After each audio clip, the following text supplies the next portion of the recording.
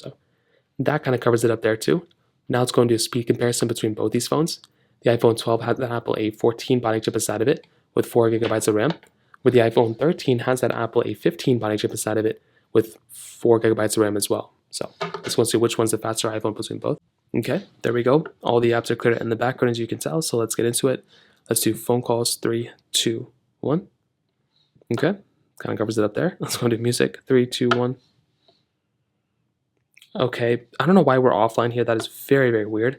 Photos, 3, 2, 1. Perfect. Let's go and do mail, 3, 2, 1.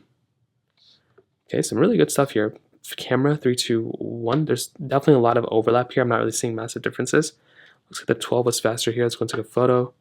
And this one does have that like camera thing come up. This one has this one. Not the biggest deal in the world, but just something small. Settings, 3, 2, 1.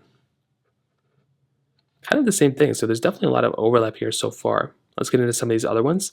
So we do have, what are the other apps do we even have? Let's go and try something like Temple Run 2, 3, 2, 1. So this is not the biggest game in the world, but it is a good one that I like testing. Hopefully there's not any annoying problems in there. Of course there were. So I'll go and click no here. So we'll give this one some leeway. It wouldn't have been this big of a difference. So we'll just kind of let this one kind of slide a little bit. I know it kind of sucks, but those pop-ups are just so annoying. If we kind of get out of these pop-ups though, I don't know why there's 50,000 ones. If we go and click into play, let's see if there's any big differences here or anything. And I really don't think there's going to be. So far, the iPhone 12 has been doing much better than I thought it was going to be doing. I don't know why I thought it was going to be slow, but it's doing better than I thought. Netflix 3, 2, 1. Again, this one doesn't have the internet. Thank you, 3, 2, 1. And this is one of the apps where we saw a bigger difference. So you can kind of see that the iPhone 12 was a little bit slower here. Again, not the biggest deal in the world, but that was something small. Stack, 3, 2, 1. Kind of the same thing. I mean, they both got into their ads a little bit differently. This one doesn't have any internet, so I guess that's why it's giving that as an issue now.